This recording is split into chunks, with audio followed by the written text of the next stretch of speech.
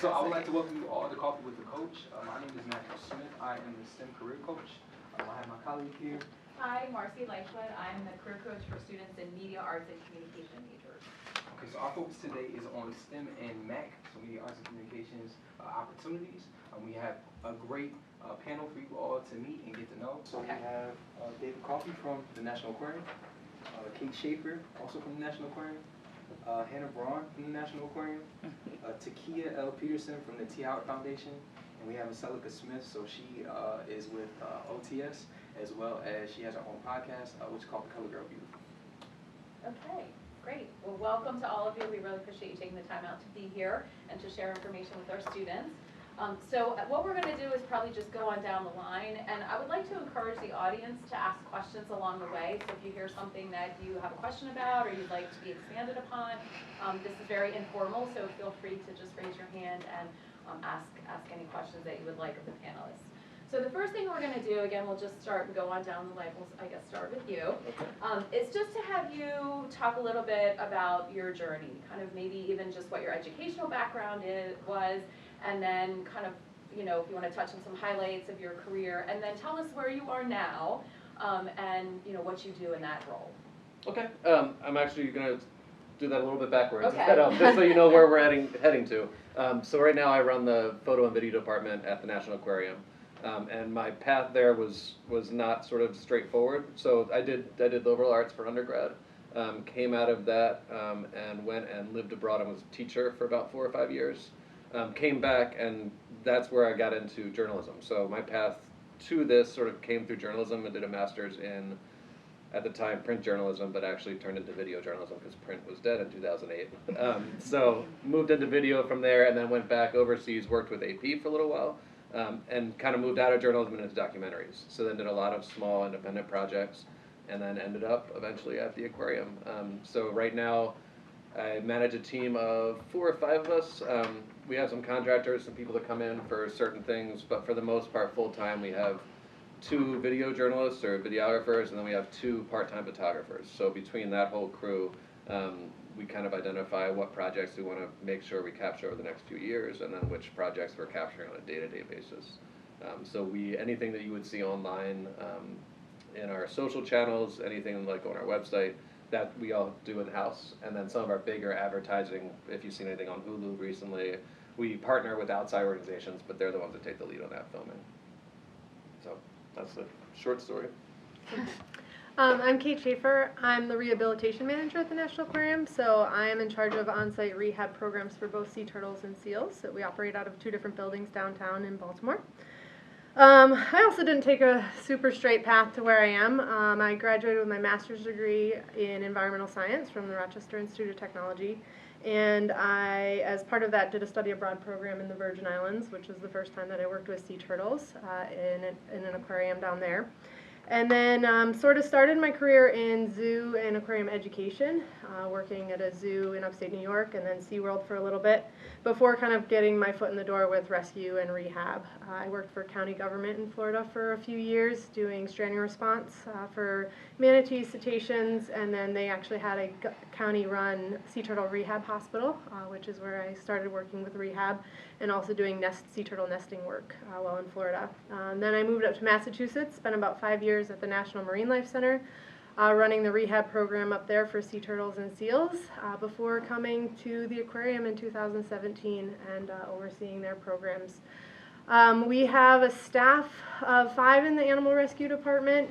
We have about 60 active volunteers that we manage to help with caring for the animals, and then we do have interns that work in our program as well. So I supervise all of those guys. So mine is not as thrilling as Kate's seal and sea turtle life as I would wish. But I'm the public relations specialist at the aquarium. So I do a lot of the media relations work, a lot of the working with our partner organizations. My path also kind of started in journalism. I actually majored in mass communication here at Towson. I did the journalism track, so I was more interested in kind of working at a news organization. I had an internship at ABC2 when I was still in school, and then I worked there as a producer for a while after my internship.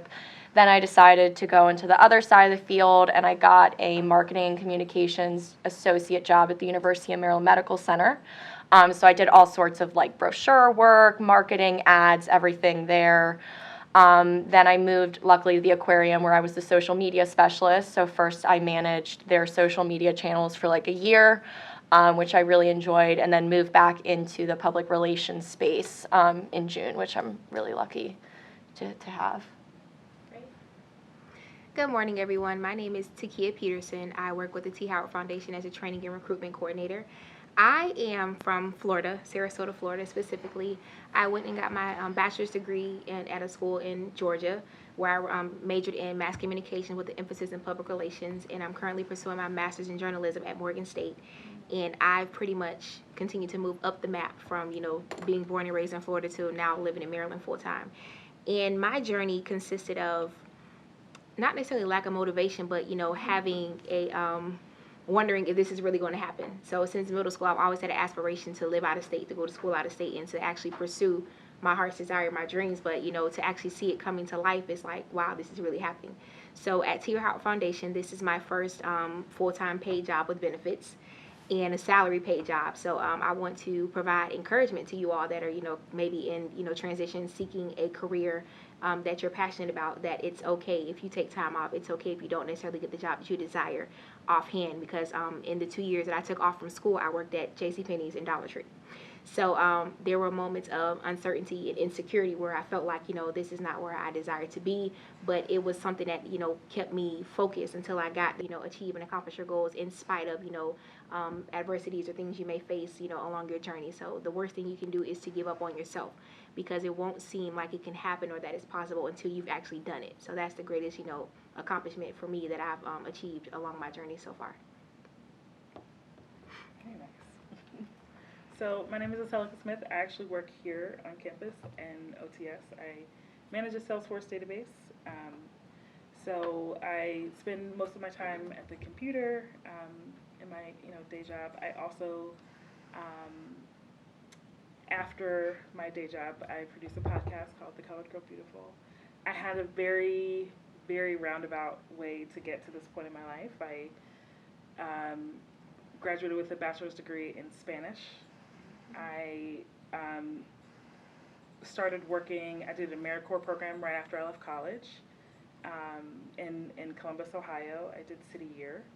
And then after that, I started working for a nonprofit organization working with high school students.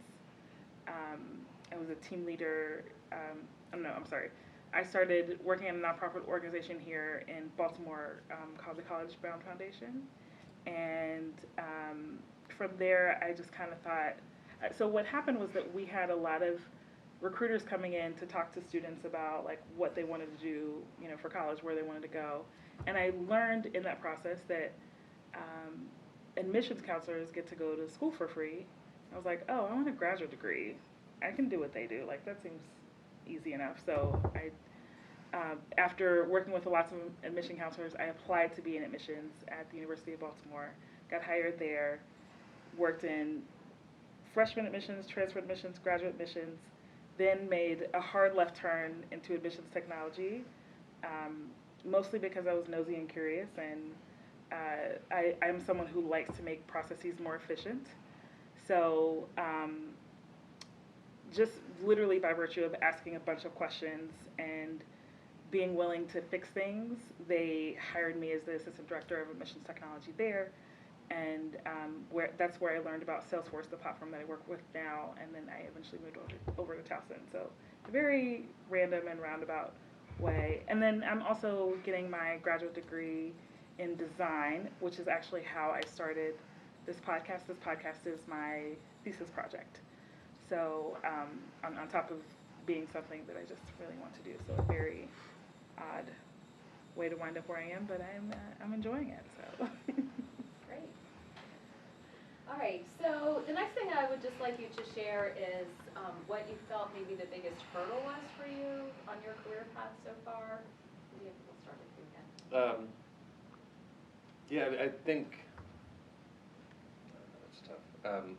I think honestly it was a lot of the same what we said earlier. I think it was you know, in these fields, in some of these fields, there's not a lot of work, or there's not a lot of jobs, and so trying to keep yourself optimistic and hopeful and positive that there is going to be a job at some point can definitely be a struggle. So, you know, similarly, after I moved out of journalism, I spent 4 or 5 years bartending and picking up small projects because I didn't want to be in journalism the way it was going. And I knew kind of what I wanted, but I wanted to be really specific about it.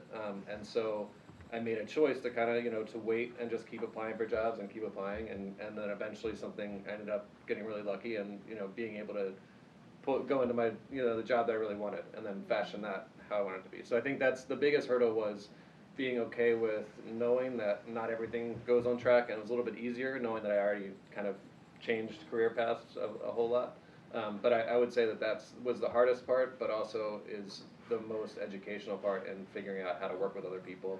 And most of the people in my department have a path that's not, you know, they didn't go to school for photography, come out, get masters in photography, and then move into it. I mean, a lot of the skills that you learn in other jobs are just as useful or more useful to getting into at least my field. So definitely in terms of the visual creative process, I'd rather see, like when we were hiring for the last round of photographers, I had to tell our HR, I shouldn't say this, but I had to tell our HR department, they were sort of grouping people based on whether they had a photography degree, which is just a crazy way to look for creatives. Creatives come from a lot of different places, so anything, our last photographer we just hired was also a biologist, and kind of got into our conservation programs, and then ended up getting into photography, moving it from his hobby to his actual profession. So it was challenging not to always feel like the job is there, but you know, I think if you can keep yourself focused on what's important to you during that time, it makes it easier.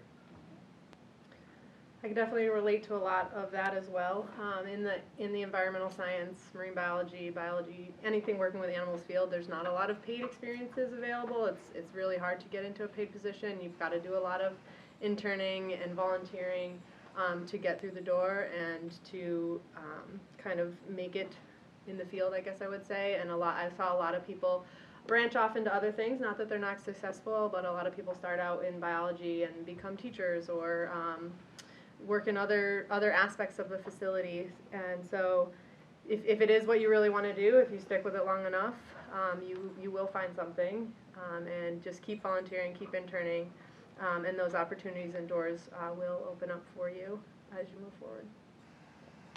I would say my biggest hurdle was kind of realizing like what I thought I wanted to do kind of evolved over time. So like when I was in school, like news was always a passion of mine. Like I was always the kid in like high school that knew the current events going on. So I kind of was like, I'm gonna be a crime reporter. That's what I'm gonna do.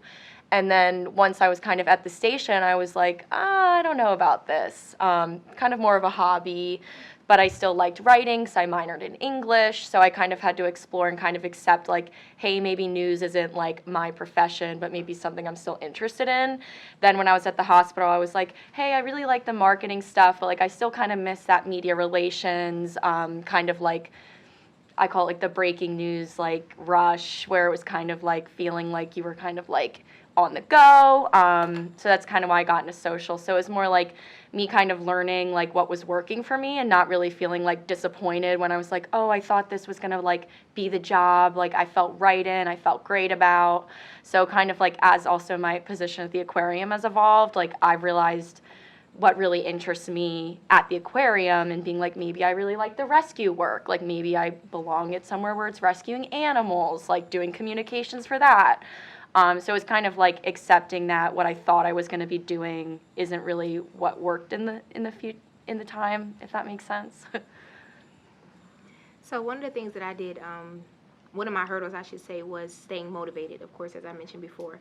So I took my my perspective and I, switched how I thought about where I was. Of course, I didn't have a job, so in the meantime, I worked as a substitute teacher as well. And I was able to return to my old high school. And I sought that opportunity to use the skills that I gathered, while being an undergrad to come back home and, talk to the students about opportunities they have. So I worked as a college and career academic advisor. and I was able to share experiences and to help students and give them what I did not have access to when I was in high school. So there were some missing components, like we didn't have a college and career center when I was there, or was there, but I wasn't interested in it. So I used my communication skills to create an alternative route to get students, interested. So it was interactive. We used stuff on social media. We created flyers. We did events that were catchy, like the latest theme songs. We tried to, host events that fell within that category to want to draw students in. So if you don't necessarily have the job that you want, wherever you're placed, use your skills to be able to grow in that position. And there's never an opportunity that you cannot benefit from. So don't feel like because it's not the internship you want or it's not the, job title that you desire, always be open and learning, willing to learn in those positions because it'll help you build your skill set to get the job that you want. For me, I think it was not really. It's not that I didn't know what I wanted to do. I always had an idea of what it was that I wanted, but just realizing like what opportunities were in front of me and what I wanted were different. A lot like what you were saying. I just had to, because I couldn't go without working. Once I left school, it wasn't an option for me to not work, so I sort of had to take, the job that was available to me. It ended up working out really well, but I just sort of coming to grips with that, especially like right out of college, like, oh, okay, well, this is here and I need a job, so this is what I'm gonna do, and just being able to go with that and be flexible and pivot when it was necessary. Yeah, sorry I was late, I had a meeting, but glad to be here. My name's Adam. I work at the aquarium.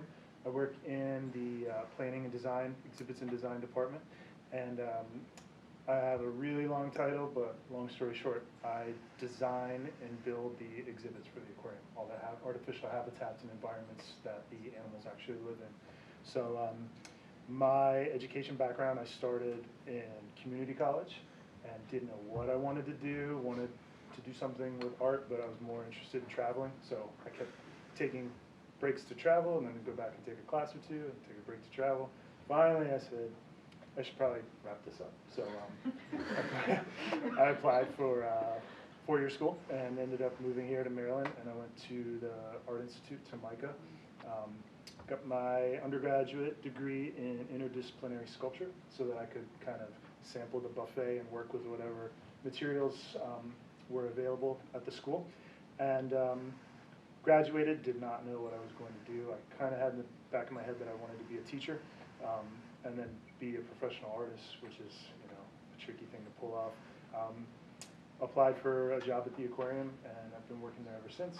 So worked there for a few years, took a break, and went to graduate school at the University of Maryland for 3 years. And my master's degree is in studio art, and continued to keep my job at the aquarium while I was in graduate school, and still at the aquarium, and I've branched out from that. So I work there full time, but I also have, I'm co-owner of my own business, and we help other companies and people make their artwork or design prototypes for whatever products they're developing for their companies. And I also teach at the Art Institute. I teach as an instructor in the graduate sculpture department there. So hurdles, yeah, keeping like a little chunk of your ego in your pocket and just going out and applying, having conversations with people. It's not always, I think, the prescribed route of, well, I'll apply for these jobs and wait to hear back. You've got to network and talk to people and just go out and knock on doors. A lot of times it can't just be all through the internet or all through the phone. So, and just be willing to hear no and get doors slammed in your face, and you keep trying to find other doors that'll open for you. So, yeah. So I guess we would like to just hear a little bit more about, in the current position that you're in, what would you suggest for students who might want to do what you're doing at the moment? What advice might you have for them? And then also if you could maybe touch on any professional organizations or associations or something that they could become a part of that would help them on that path. I'll jump right off what Adam was saying and say, in terms of getting to know people and networking, start off with just a couple, not especially, I feel like for video and photo, it's important to know as many people as you can face to face because so many people have great portfolios out there. You know, whatever job you're applying for, if you have a portfolio, I'm sure it's the same in art, like there's a million other people that have great portfolios too. Yeah. So the more people you know, the more you hear about little one-off jobs that then can turn into a bigger job. So I would recommend around here, Creative Mornings, if you're not familiar with it. It's a free Baltimore event that's free to sign up for, free to register for. I think they have another one this Friday. It's every month or two, but it's just a lot of creative people networking. It's free coffee, it's free people that are looking to talk to you. So just a great thing no matter what your experience level is, and you get to hear from a great artist. So it's kind of a nice way to start off your Fridays. For the video world, it's really important to try to go to as many, I don't know if there are any video people here, but for communications stuff, film festivals are great ways to meet people too. Like-minded people, the DC Environmental Film Festival is a great place to just look at names and see who you recognize and what you might want to learn more about. A lot of times in DC, the filmmakers are there, so you get a chance to talk to them. And then Video Consortium is a little bit more, if you're a working journalist, somewhere to look for, but really there's a lot of different groups to look into. Baltimore's got a ton of art, and someone that you know from fabrication or from installation is probably going to at some point need a video person or a photo person. So don't limit yourself by thinking like this is what I want to do. This is all I only want to talk to these people. Just look for any opportunities you can get. And like I said, if you are in an internship for something you don't necessarily want to be doing, like at the aquarium, this wasn't the case, but our last photographer, it's because he was working with our conservation person, and she really recommended him to me, and so it was a way to cut through all the clutter and kind of get him some small jobs, and they turned into bigger jobs, and now he's on staff. So. In the rescue field, again, I would say anytime you want to work with animals, don't limit yourself. If you specifically want to work with a certain species, that's great, and you should work towards that, but get any experience you can with animals, whether it's at a vet office, at the Humane Society shelters, walking dogs or cleaning cages. Anything like that is going to give you a leg up to someone who has no animal experience whatsoever. You might not be as qualified as someone who's worked with sea turtles in the past, but you're more likely to get that sea turtle internship than someone who has no experience with animals. And don't just apply for like rehab jobs. There's research experience. There's animals in long-term populations like the regular exhibits at the zoos and aquariums. That's all valid experience that you're still going to learn things like how to take care of tanks, how to disinfect things properly, all of those types of how to restrain an animal, whether it's the specific species or not. You're going to gain that comfort level and ability around the animals that you can then bring into the rescue field. As far as like groups and places that you can look for internships and look for experiences, if you particularly are interested in marine mammals and sea turtles, there's a couple listservs that you can sign up for. So Marmam is one that posts all kinds of marine mammal jobs and experiences that are available. There's also publications on there, so when researchers are publishing new papers, they post them there as well. And then Sea Turtle, or seaturtle.org, and it's actually the letter C and then turtle, is where you'll find turtle-related items that might come up. The Stranding Network is a small group of organizations. We're a really pretty tight network. We meet annually and have conferences, and so anytime you're going to build a relationship or build experience with somebody in the network, we're more likely to recommend you to some of those other groups outside in other states and things like that. So if you do an internship, get to know your boss, get to know the people around you, pick their brains a lot, because we have resources that can help sort of set you up for your next experience that may be the one that down the line has a full-time job or even a part-time job. They don't come up a lot, and we're more likely to hire somebody that we know and that we can trust and know that they're going to do a good job. I guess my first piece of advice, I guess that has probably helped me in the past, is when I more think about like in the communications field, it's really big about building relationships. So I feel like whether I was doing, social media, I was doing marketing, I was, doing PR for someone, like building that relationship with Kate in rescue or David in video, that's kind of how you can be successful in an organization. So if I wasn't able to build a relationship with a reporter, build a relationship with one of the animal care people across the street, I can't really get anything from them, or they won't be willing to kind of work with me on a story, or on the other hand, kind of building relationships with, I guess, the people you work with and all things like that, because you're all a team when in the communications field. So like marketing at the aquarium is PR, it's content writers, it's social media, it's our advertising team. So you guys all kind of work together, and without having good relationships, it's very difficult to do any job, I think, whether it's in computer science or public relations. As far as organizations, I'm not the best with that. There's PRSA, which is Public Relations Society of America. We have a chapter here on That's what I campus, thought. so- And then SPJ, Yes, it's journalism. yes, the journalism one. So I know there's one here. And then AMA Baltimore holds really nice events. They do it all over. I think some of them are public, where you can kind of network with other marketing professionals. They do really nice like mixers or just like lunch and learn type things where you can learn a lot about different businesses in the Baltimore field, which also kind of goes back to Baltimore's a really small town. So if you're planning on staying in Baltimore, going to Towson, working for the University of Maryland Medical Center, interning at ABC2 has really helped me because everyone in Baltimore knows each other and they know University of Maryland, they know shock trauma, they know the aquarium.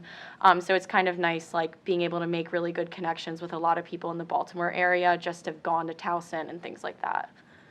Be mindful that, of course, when you graduate from Towson, you'll be, considered, upperclassmen, elite, basically, depending on which organization you serve in. But once you enter into your various career fields, you pretty much start over from the bottom. So don't ever, come into your work environment feeling as if, entitled, like, somebody owes you something, because that will be the number one way to get doors closed, like you said, in your face, and people to not want to connect with you or pour into you. So the key component is to always be open to learn and to be receptive. So even if it's, $9.99 an hour, if it's at the job of your dreams, you work there, for that $9.99 an hour and build those connections, because a connection with someone will get you a job before a resume does. So that's the biggest thing, is to make those connections and be open and receptive and always eager to learn new things. Don't ever come in thinking you know stuff and that you're entitled. So, I see it as, when you graduate from college, you start over as a freshman in the, workforce and in the, in your career fields, and then you just build yourself up from there. A piece of advice I would say has most helped me is being open to taking on new skill sets. When I was at the University of Baltimore working in admissions, like I said, I made a really hard left turn into technology just because people knew me as someone who was a problem solver, who was willing to learn, take on new responsibilities and get answers to questions that other people couldn't. And I mean, even without having, previously had the background, I was able to eventually, over time, become the assistant director of admission technology there. So just being open to learning new skills, whether that was making a GPA calculation spreadsheet in Microsoft Excel, which, a lot of people don't want to fool with Microsoft Excel, but learning how to create if statements and formulas that were really complicated was super helpful. And then that particular skill made it a lot easier for me to learn how to build queries, because the syntax is very similar to a really popular language called SQL or SQL, or the logic behind it is. So that gave me like a direct gateway into SQL, which is a very popular database language, which made Salesforce super simple to learn. So just being open to taking on new information. I've seen a lot of people in my jobs, that I've worked alongside who didn't want to learn new things. They're like, oh, I don't get paid for that. I'm not going to do that. And I don't suggest that you overwork yourself, but I do think it's good to be open to new skills and opportunities, because it definitely opened up the door for me in a very tangible way, just because I was willing to, take a little bit of extra time and figure out how to nest two if statements in Microsoft Excel. So yeah. Everything you said. Oh my God. Yeah, just, fine art degree, fine art background.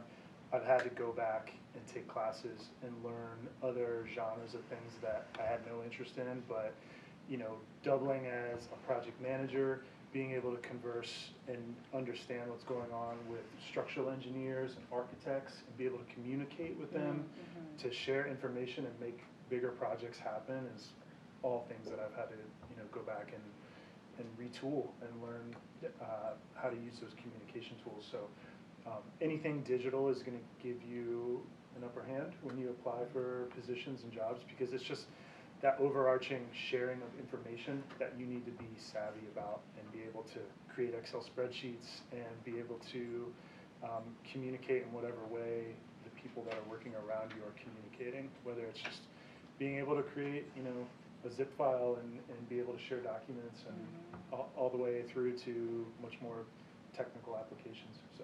So I've gone back on my own and taken courses, and you always try to do it in a way that is beneficial. So, you know, if I'm teaching somewhere and maybe it's not a huge payday to teach as an instructor and you're not a full-time staff member at whatever school you're teaching at, but you get to take classes for free. Cool, I'll do that. And you do that extra time, and you know, you may get paid for 40 hours a week at your job when you start out, but you have to be willing to work 60 hours or 80 hours some weeks, not all the time, but if you're willing to do that and put in that little bit of extra tenacity, you beat out a lot of other people that are kind of interested in what you're doing, but they're not willing to get up on Sunday morning at 8 a.m. and start, you know, working away and doing some research. So. Can I just say one other thing? Sure. Just to sort of piggyback on what you were saying, I do think taking more classes, having more information is really helpful. There are also some more flexible ways to get new information. I've found YouTube to be a really great resource if I can find the right, you know, person and channel, because some of them are like horrible. But the foundation of what I learned from Salesforce was on YouTube, and then as students here at Towson, you have a lot of really great resources like lynda.com, especially because you were talking about learning. LinkedIn Learning. Oh, is it? That's Oh, wow. That's what it is now. Yeah, but that, I mean, the library that they have there, especially if you're trying to pick up those digital skills, I mean, they're very professional videos, and you can pick out like, okay, I'm trying to create a zip file and send it or whatever. Yeah. You know, you can watch an 8-minute video on that, or you can take a course on, you know, how to structure data in, you know, on a server or something. But it's just an amazing resource. So taking advantage of what you guys have here, I know the Career Center has a lot of. And it's free. The LinkedIn Learning Yeah. is free to you all students. Well, To- your students, to you, right? right. But when they graduate, it's not going to be free anymore. So if Yeah, you it's like wanna- $50 a month. Yeah. So take advantage of that while you can. I know you're all busy, but like even the semester break or in the summertime would be a great opportunity to explore what's out there and use that free resource. Yeah. If you can like figure out, you can answer a question that your boss has. If you can figure out how to solve a problem, you are very useful to your employer. I would add that working, you know, you're never going to only just use the skill that is your particular job. Yeah. In my field in particular, there's a lot of nonprofit organizations. There's a lot of places where people wear many, many hats. I went to school for science. I got a master's degree in science. I am pretty good at plumbing. I can write grants. I can manage volunteers. Like any of those external skills are gonna make you more valuable. Yeah, you wanna have your basic skills, but the more you're kind of well-rounded and adaptable and willing to pick up where your employer needs it, the more valuable you're gonna be. Well, and I think I can piggyback on that too, because I'm always asking, you know, Adam in exhibits and design, or Kate, who, you know, is a specialty in turtle and seals, to speak to the media, to talk about what she's doing, to speak in front of a camera. And obviously that's not what you guys thought you would be doing when you got into marine science, but because they're willing to kind of like step out and be really great representatives of the aquarium, like they're really valuable to us. We're like, oh, Kate's here, it's great. Like she can talk to WJZ, like no problem. We don't have to do a lot of work for that. So being willing to kind of go out makes you so valuable, like to somewhere like the aquarium where everyone is kind of doing all different things. Great. Just about the internship opportunities, some of you have kind of touched on that already, but just to maybe share specifics about an internship in your organization, in your particular field. So we do have, at the aquarium, we have a lot of internships, as I'm sure these guys can speak to more. In my department, we do have an internship. Right now, we're focusing really on archival internships.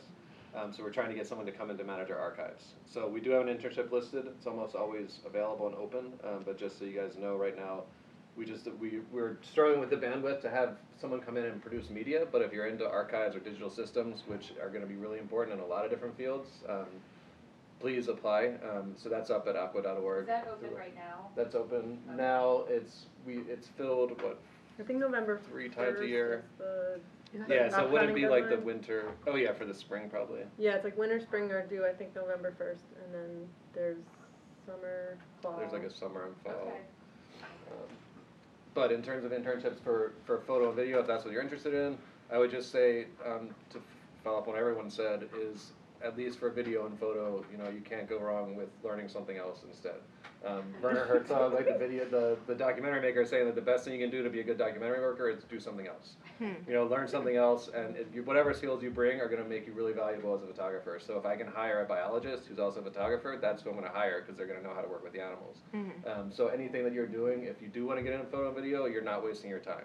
All that stuff is really transferable to my world, at least. We do have internships in rescue as well. I would say the spring, which starts sort of like January and goes through the spring season, is the best opportunity to intern with animal rescue because we have both sea turtles and seals in-house during that time, so you could potentially gain experience with both. But we also take fall interns as well. We don't usually take summer interns because it's kind of our slow season where we don't have a lot of animals in-house.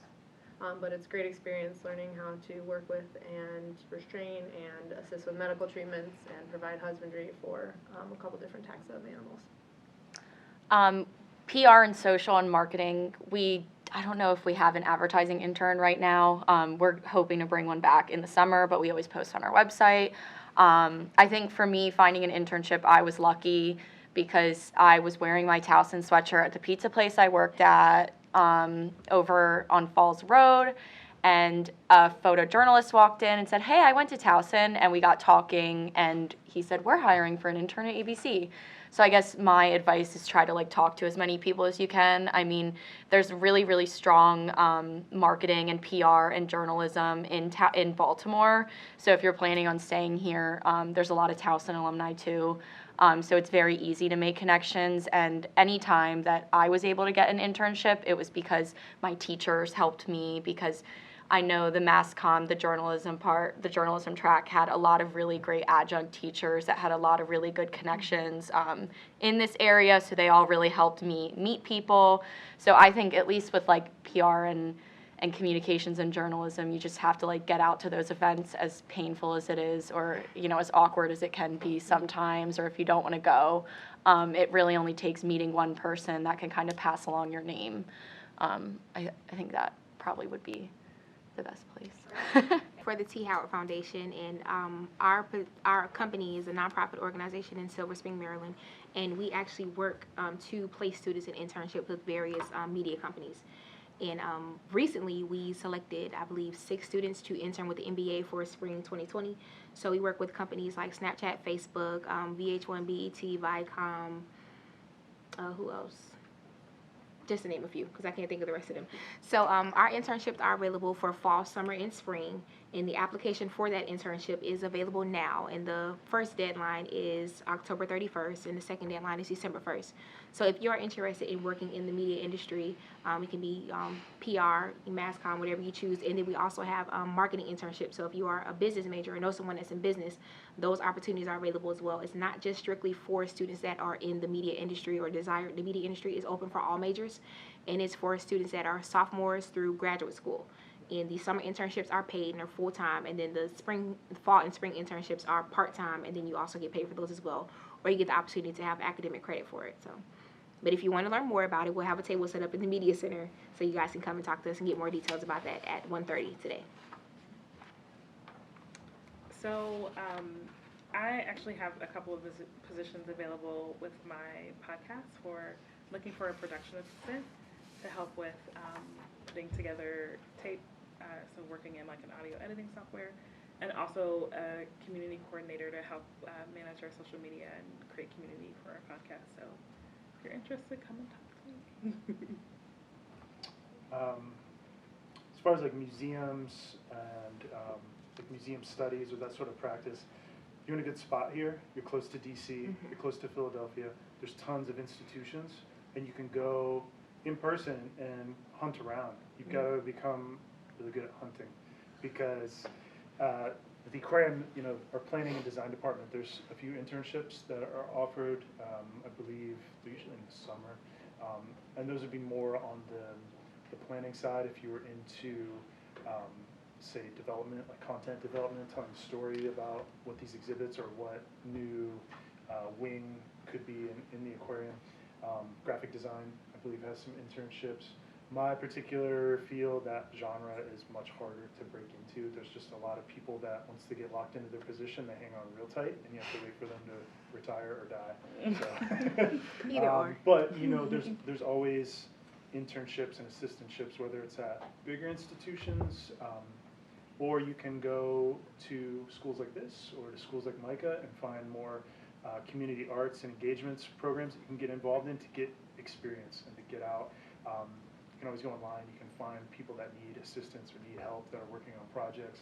A lot of times artists will have public art projects or grants or different things that they just need people to help with, whether it's doing documentation and, you know, videography of the project, or they just need somebody to hand them paint while they're putting up a big mural across the side of the building. And those are things you can throw on your resume, and that'll help you beat out other people when you apply for things. So yeah, get good at hunting. Okay. So, does anybody have any questions that you want to ask at the moment? Because I am going to give you an opportunity just to come up to them if that's easier, if anybody has any individual questions. Anybody have anything? No. Okay. So I just want to thank you all for coming. Matt and I both really appreciate you taking your time and coming here today and sharing the information. So thank you very much.